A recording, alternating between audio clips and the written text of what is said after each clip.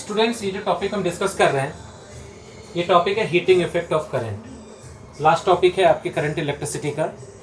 इसके अकॉर्डिंग ये हमारा कंडक्टर है। इस कंडक्टर को हमने सेल से कनेक्ट किया या बैटरी से कनेक्ट की।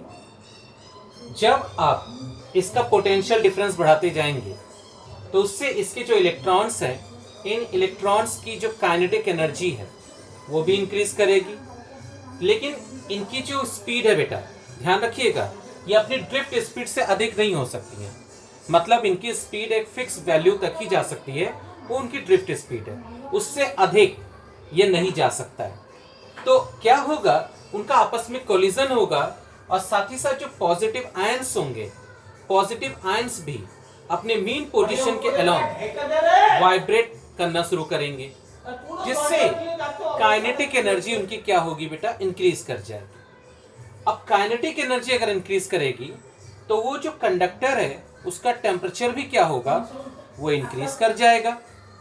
अब होता क्या है, जब टेम्परेचर इंक्रीज करेगा तो जब से ही इसमें करंट पास करेगी बेटा, तो करंट के पास करने से इसका ये जो कंडक्टर है इसमें एक हीटिंग इफेक्ट आ जाएगा।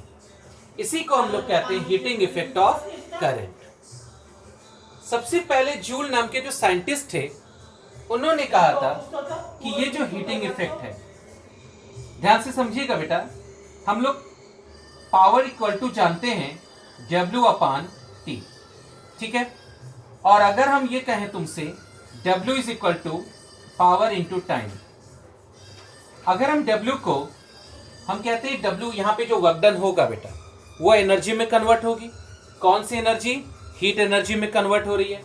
तो वी से this is H and this power, चूंकि हम इसमें पोटेंशियल डिफरेंस कितना अप्लाई कर रहे हैं, V का पोटेंशियल डिफरेंस अप्लाई कर रहे हैं, और करंट कितनी पास कर रही है, I। तो ये हो जाएगा V इंटू आई इंटू टी। तो जूल्स ने कहा था कि जो हीटिंग इफेक्ट ऑफ करंट है, ये हीटिंग इफेक्ट किन किन फैक्टर्स पर डिपेंड करता है। ये सबसे पहले डिपेंड करता है उसमें करंट कितनी पास कर रही है। सेकेंड फैक्टर इस पर भी डिपेंड करेगा कि उस पर पोटेंशियल डिफरेंस हम कितना अप्लाई कर रहे हैं। अच्छा बेटा, एक बात और, इसी स्टेप को तुम एक और स्टेप में बदल सकते हो। हम लोग अब पढ़ने जा रहे हैं Joule's law of heating effect. तो Joule's law of heating effect क्या कहता है, नोटिस करिएगा। जूल्स लॉ ऑफ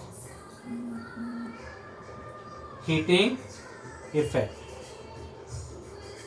ये लॉ कह रहा है कि जो हीट प्रोड्यूस होती है बेटा, ये डायरेक्टली प्रोपोर्शनल होता है करंट के स्क्वायर के। जो रेजिस्टेंस इसमें लगा होगा, जो रेजिस्टिव वायर होगा, उसके रेजिस्टेंस के डायरेक्टली प्रोपोर्शनल, और साथ ही साथ जितने टाइम के लिए करंट पास कर रही है, जितने टाइम के लिए ये करंट पास कर रही है, उस टाइम के डायरेक्टली प्रोपोर्शनल। तो अगर हम इन सबको कंबाइन कर दें तो we have H proportional to I square RT। यहां पर हम प्रोपोर्शनल की जगह पर एक कांस्टेंट लगा देते हैं और उस कांस्टेंट को K मान लें, तो H equal to I square RT। तो हमने देखा हमारे पास हीट कैलकुलेट करने के दो फॉर्मूले हो गए। पहला फॉर्मूला हो गया H इक्वल टू VIT और सेकेंड फॉर्मूला हो गया H equal to I square RT। हम एक और फॉर्मूले का इस्तेमाल करने जा रहे हैं। सपोज बेटा, अगर आप यहां से I को रिमूव कर दें तो I इक्वल टू हो जाएगा V/R। तो यहां से H इक्वल टू क्या हो जाएगा, V/R इंटू T। तो H इक्वल टू क्या हो जाएगा, V square by R into T। इस तरह से आपके पास हीटिंग इफेक्ट ऑफ करंट के 3 फॉर्मूले हो गए, I square RT, VIT and the third one H equal to V square by R into T। ये हो गया हीटिंग इफेक्ट का बेटा। हमारा नेक्स्ट टॉपिक है इलेक्ट्रिकल पावर। इलेक्ट्रिकल पावर से क्या समझते हो? चूंकि बेटा ये सब टॉपिक्स ऑलरेडी हम लोग पढ़ चुके हैं, हम लोग जिस टॉपिक को अभी डिसाइड करने जा रहे हैं, पढ़ने जा रहे हैं, उसी से रिलेटेड ये टॉपिक है। The rate of the rate of energy consumption, rate of consumption of energy. किस तरह की एनर्जी की बात हो रही है बेटा? इलेक्ट्रिकल एनर्जी की बात हो रही है। Electrical energy is called electrical power, is called electrical power. ठीक है, सिंपली P इक्वल टू हम लिख सकते हैं W/T। यहां पे ये जो वर्क डन है ये एक्चुअली इलेक्ट्रॉन्स के मूवमेंट से जो वर्क डन होगा ये वो वर्क डन है, उससे हमारी एनर्जी क्रिएट होगी। तो हम इसको लिख सकते हैं in place of W/T। Finally बेटा इसको लिखा जा सकता है V into Q upon T।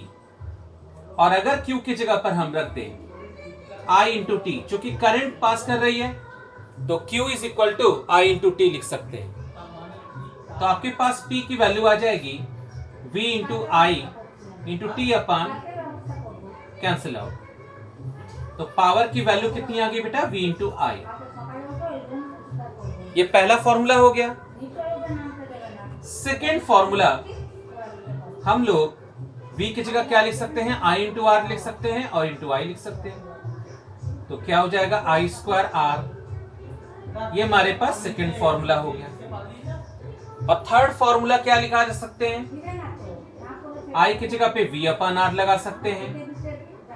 तो P equal to V square by R। ये तीन फॉर्मूला हो गए। तो बेटा ये हमारे पास पावर कैलकुलेट करने का फॉर्मूला हो गया। हम लोग इसके बारे में ऑलरेडी पढ़ चुके हैं कि अगर मान लीजिए बल्ब्स को सीरीज में जोड़ते हैं तो कितना पावर कंजम्पशन होगा, पैरेलल में जोड़ते हैं तो कितना पावर कंजम्पशन होगा। अब हम लोग एक थ्योरम पढ़ने जा रहे हैं। इस थ्योरम को कहते हैं मैक्सिमम पावर थ्योरम। ये जो पावर है बेटा ये है मैक्सिमम पावर थ्योरम। बहुत ध्यान से देखिए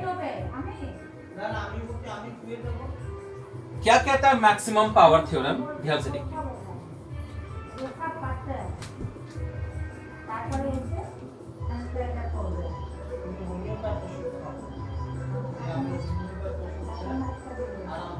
मैक्सिमम पावर थ्योरम, इसके स्टेटमेंट में ये कहता है, सबसे पहले आपको स्टेटमेंट जानना चाहिए। स्टेटमेंट ये कहता है output source, output power of a source of EMF, output power of a source, output power of a source of EMF, source of EMF is maximum। ध्यान दीजिएगा बेटा, इतने सेंटेंस का क्या मतलब है? किसी भी सोर्स के जो EMF होगा उस EMF का